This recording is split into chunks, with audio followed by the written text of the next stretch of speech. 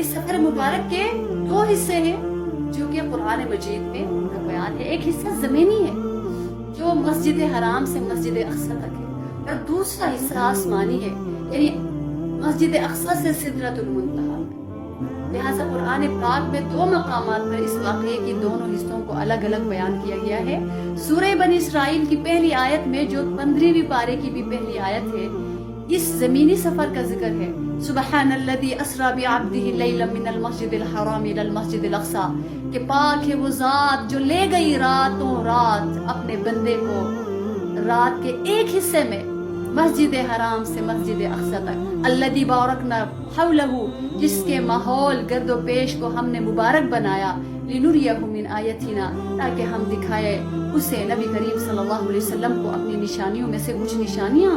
انہ هو السمیع البصیر، کہ سب کچھ سننے والے اور سب کچھ دیکھنے والے تو صرف اللہ رب العزت ہے. اس سفر مبارک کا جو آسمانی حصہ ہے اس کا سورہ نجم میں اس کا ذکر ہے. تو یہ دو قرآن مجید میں ذکر ملتا ہے واقعہ معراج کا، اور دوسرا ہے ہمارے لیے اس کے بعد دوسری ترجیح وہ احادیث ہے.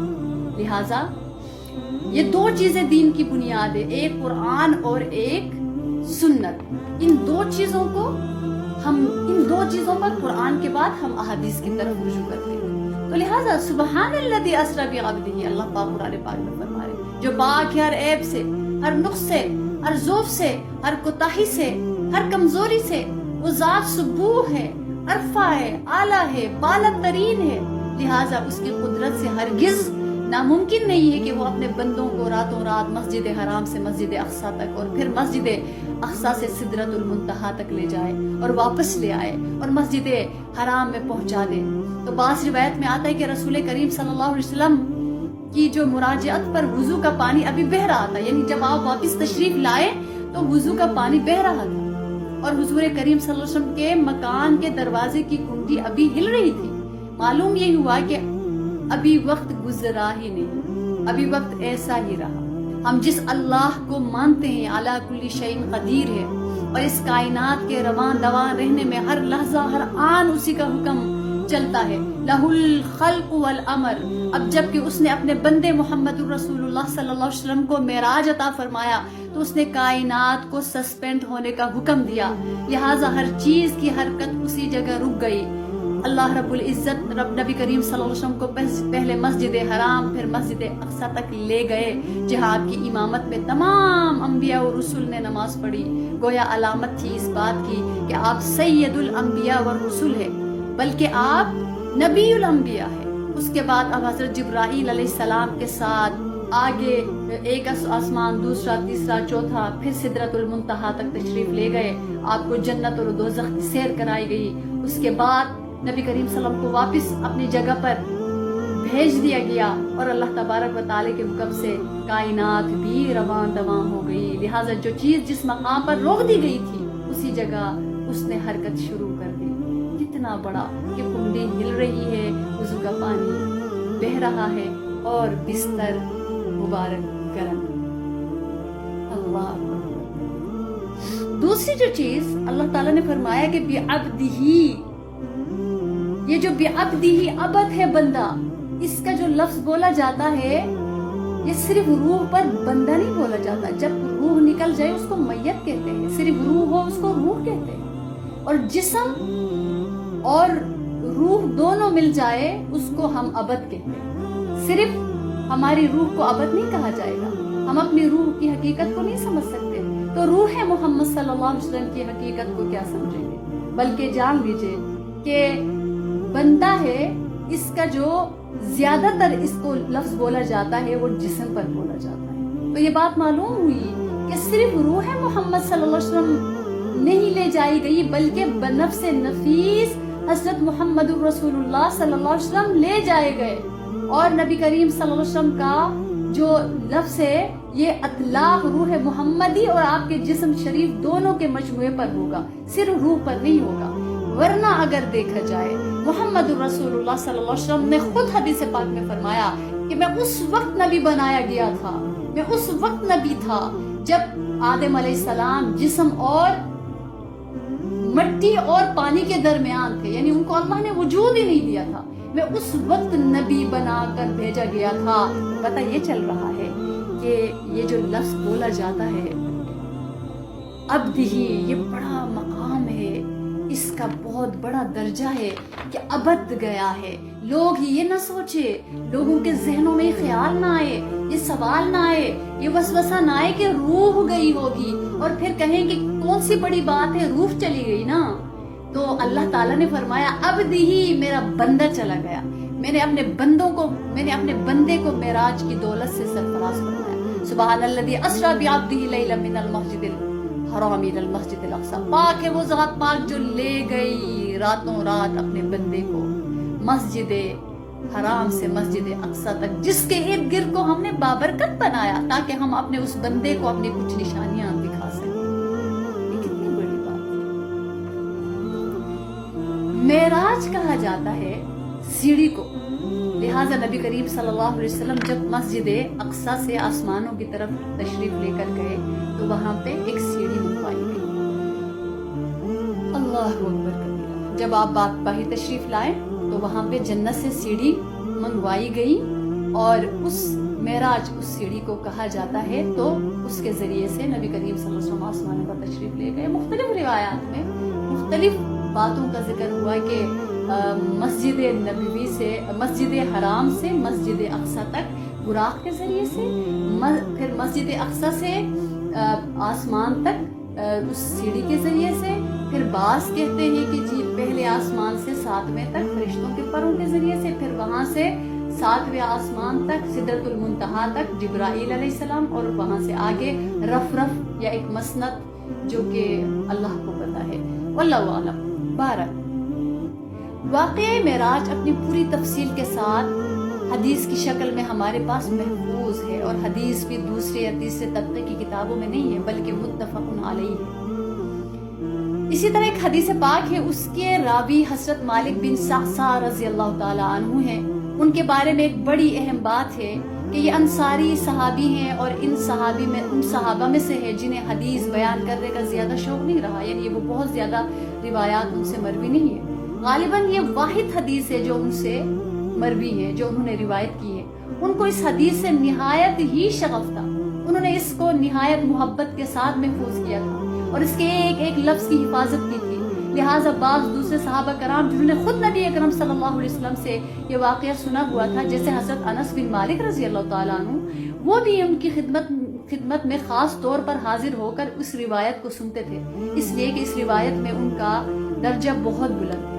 اس حدیث کو امام بخاری اپنے صحیحین میں عن قتادہ عن انس بن مالک عن مالک بن صعصع کی اسناد سے روایت کرتے ہیں. مسلم شریف میں یہ روایت حضرت انس بن مالک سے براہ راست بھی یہ موجود ہے. لہذا حدیث پاک میں آتا ہے کہ ان النبی صلی اللہ علیہ وسلم حدثهم عن لیلتی اسری بی. حضرت مالک بن صعصع روایت کرتے ہیں کہ نبی کریم صلی اللہ علیہ وسلم نے خود ہمیں وہ حالات و واقعات سنائے جو اس رات کو پیش آئے جس رات آپ کو لے جایا گیا، یعنی واقعہ معراج بیان فرمایا. اب یہ مرفوع حدیث ہے. آگے روایت کرتے ہیں نبی اکرم صلی اللہ علیہ وسلم نے ارشاد فرمایا بینما انا فی الحتیم وربما قال فی الحجر مضطجعا اذ اتانی آت.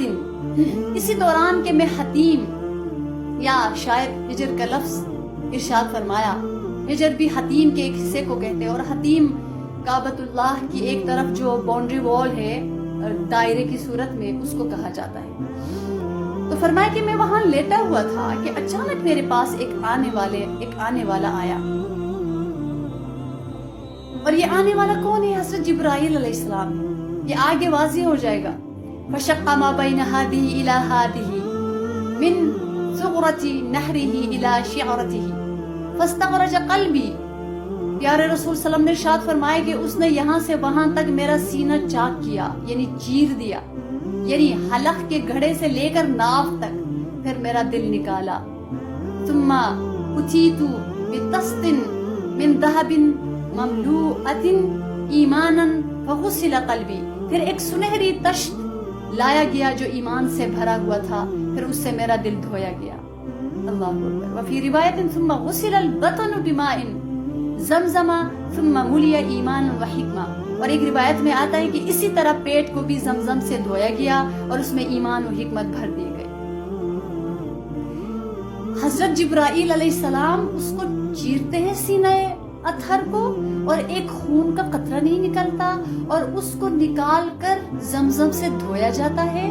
پھر دل اطہر کو چیرا جاتا ہے, اس کے اندر کو نور سے بھر دیا جاتا ہے, پھر اس کو اس کی جگہ پہ رکھ دیا جاتا ہے اور وہ ایسے ہی ٹھیک ہو جاتا ہے جیسے کہ پہلے تھا.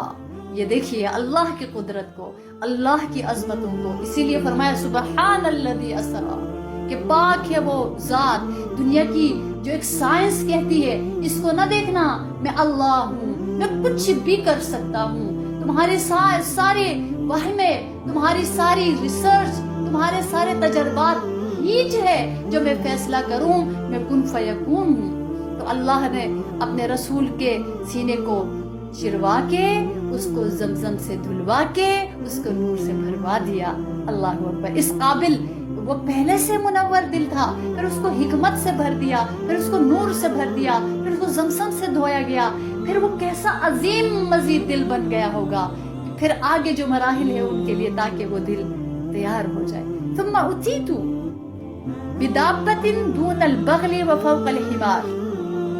اس کے بعد فرمایا کہ پھر میرے پاس ایک جانور لایا گیا جو خچر سے چھوٹا اور گدھے سے بڑا تھا. وہ بالکل سفید تھا, اس کا نام براق تھا. یزعو خطوہ عند اقصى طرفہ, اس کا ہر قدم اس کی حد نگاہ تک پڑتا تھا. فحملت علیہ, پھر مجھے اس پر سوار کیا گیا. تو کہتے ہیں کہ جب اس کے اوپر سوار کیا تو وہ تھوڑا بتکا, تھوڑا سا ادھر ادھر ہونے لگا. تو حضرت جبرائیل علیہ السلام نے فرمایا کہ اے جانور, تجھے پتہ نہیں ہے کہ آج تیرے اوپر وہ سوار ہونے جا رہا ہے, کائنات میں اللہ کے بعد کوئی بھی اس شخصیت سے افضل نہیں ہے. فانطلق بی جبریل, اور جبرائیل علیہ السلام, نبی کریم صلی اللہ علیہ وسلم نے فرمایا کہ میرے ساتھ چلے. اب یہاں نام کے ساتھ صراحت ہو گئی کہ آنے والے جبریل تھے.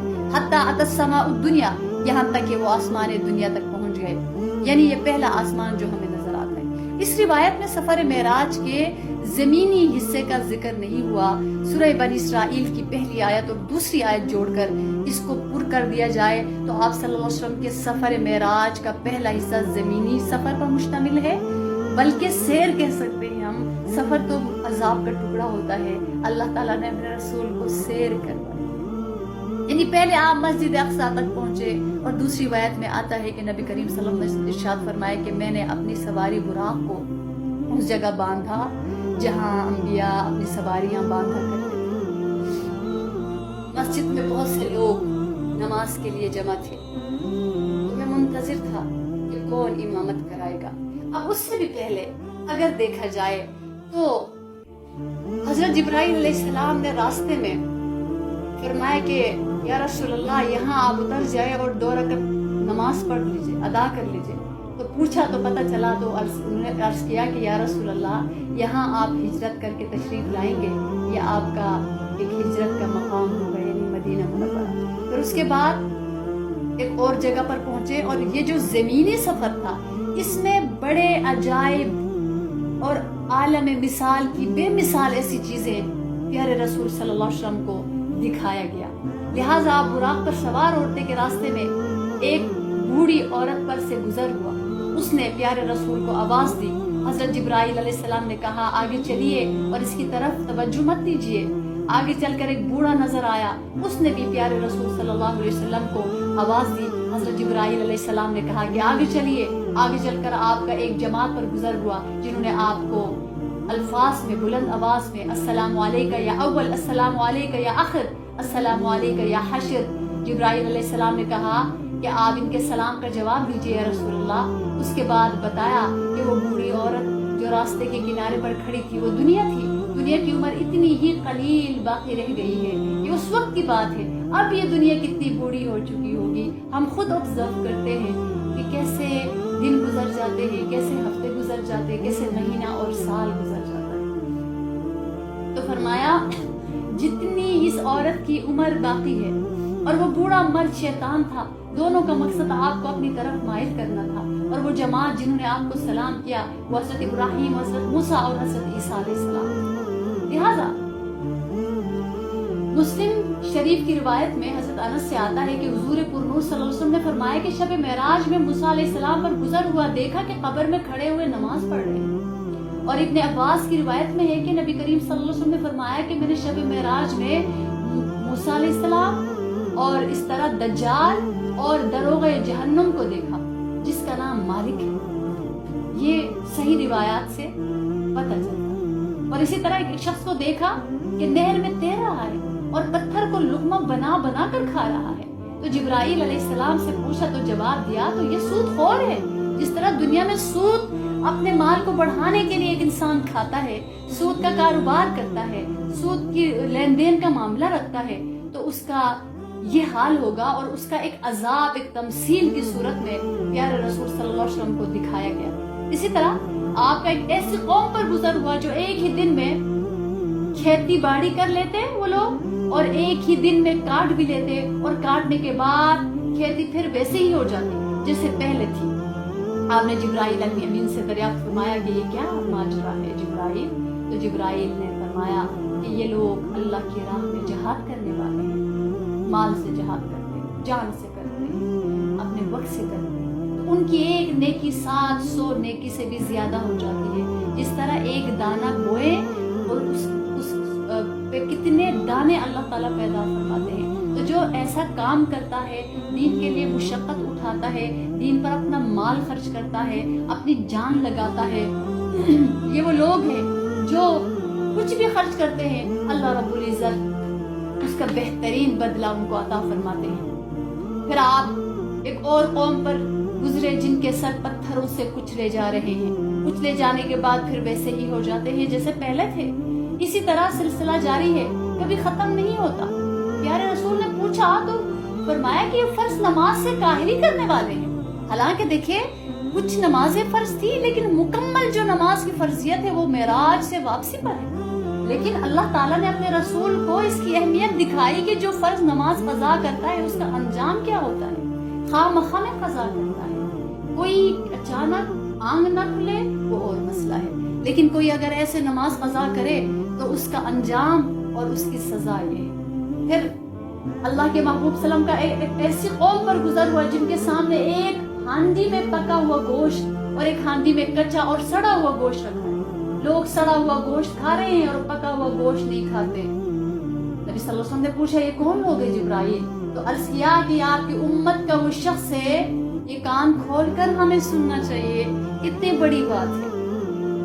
فرمایا انہوں نے عرض کیا کہ آپ کی امت کا وہ شخص ہے جس کے پاس حلال اور پاک عورت موجود ہے، یعنی اس کی بیوی، مگر وہ شخص ایک غلط اور فاجرہ کے ساتھ رات گزارتا ہے اور صبح تک اس کے پاس رہتا ہے۔ یا آپ کی امت کی وہ عورت ہے جو حلال اور طیب شوہر کو چھوڑ کر کسی غلط کے ساتھ اللہ بچائے رات گزارتی ہے۔ تو ان کے عذاب کو دکھایا گیا کہ سڑے ہوئے گوشت کے پیچھے ہے، وہی گوشت پکا ہوا حال میں اس کو مل رہا ہے۔